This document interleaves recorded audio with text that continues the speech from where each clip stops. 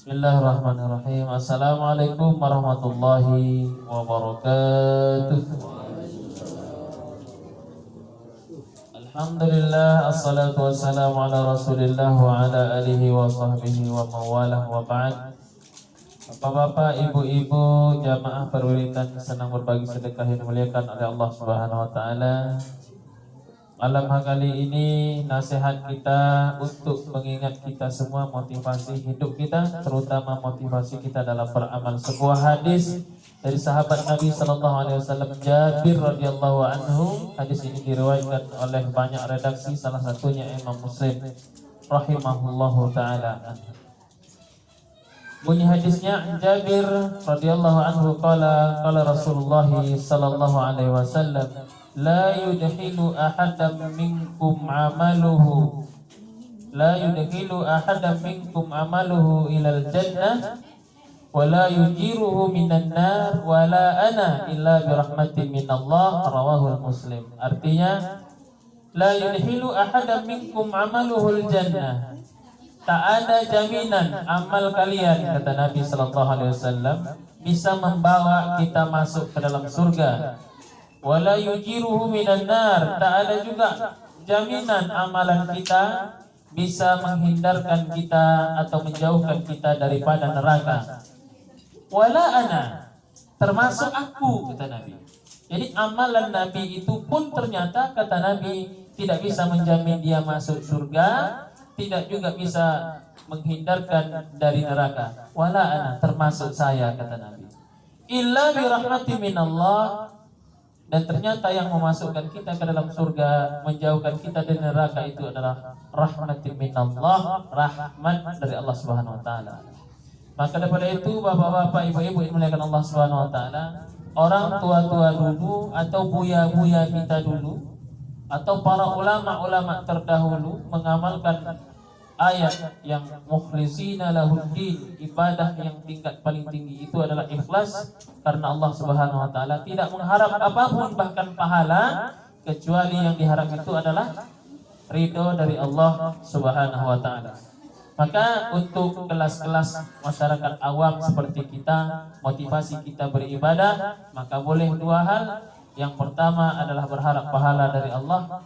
Yang kedua tentu saja yang paling tinggi adalah ridho dari Allah Subhanahu wa taala.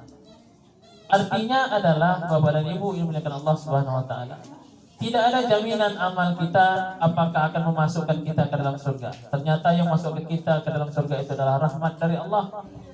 Contoh, kita mendengar kisah seorang wanita tunasusila yang diceritakan oleh Nabi sallallahu alaihi wasallam, yang setiap harinya bermaksiat, bahkan tak ada pahala dalam dirinya. Hidupnya dikelilingi oleh dosa, zina, maksiat dan lain sebagainya. Tapi di akhir hidupnya, di akhir hayatnya, keikhlasan hatinya hadir menolong seekor anjing yang kehausan. Lalu hadirlah keikhlasan dalam dirinya, diambilnya air minum. Ternyata satu-satunya kebaikan yang dilakukan oleh perempuan ini tadi, itulah dia memberi minum anjing yang kehausan. Dan itu dilakukan keikhlasan, penuh dengan keikhlasan, mengharapkan pahala dan ridho dari Allah Subhanahu wa taala. Lalu ia ditakdirkan masuk surga. Begitu juga kita mendengar kisah seorang perempuan yang taat beribadah, lalu kemudian ditakdirkan masuk neraka oleh Allah hanya karena dia memiliki kucing, tapi membiarkan kucing tersebut sehingga mati, tidak memberi makan kucing. Ini hadis ini menerangkan sedikit banyak kepada kita, jangan pernah berhenti berbuat baik, karena kita tidak tahu amalan mana yang memasukkan kita ke dalam surga.